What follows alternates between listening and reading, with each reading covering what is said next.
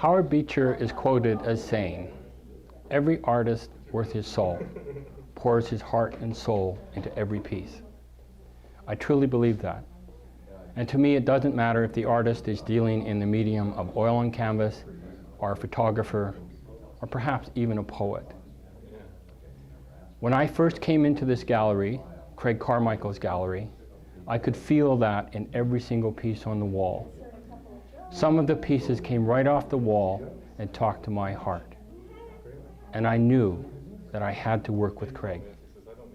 I had to do something with some of his work. One of the images that Craig did that really captured my attention was the one done of Cathedral Grove, Port Alberni, British Columbia. It's an amazing photo. It captures the drama, the essence, and the feeling of the forest as it exists today.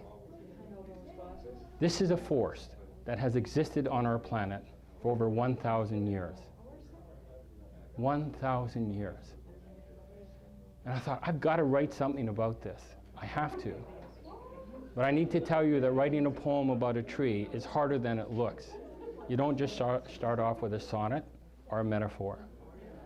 So I thought perhaps the best way to honor this tree was to tell its story. Why do we need to tell a story about a tree? Because it is one of the oldest living species on our planet. If we had an owl, or a whale, or a person that was 1,000 years old, I guarantee you we would go down in our knees in reverence. But this is just a tree. So what do? We cut them down. We cut them down. The government at large tells us many things, mostly what we want to hear.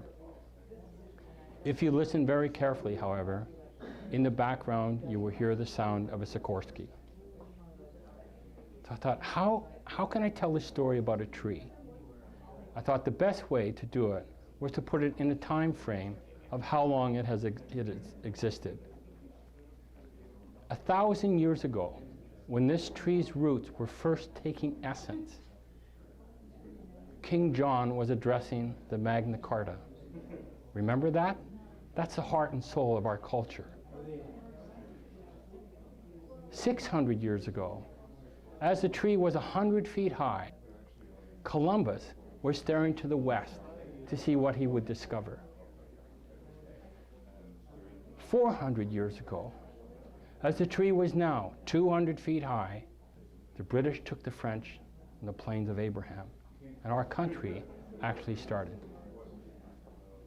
And today, this tree stands 410 feet high, has a width wider 2 times than my sports car. I find that amazing. And what do we do with them? We cut them down so they can become 2x4s and sent to Japan so they can make them into houses. We cut them down so we can grind them into newspaper paste so that we can read Sunday morning comics. We cut them down so we can make toothpicks. Toothpicks.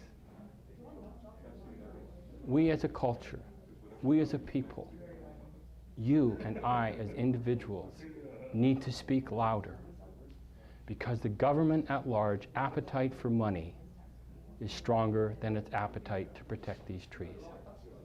And we have to protect these trees. And why? For past generations.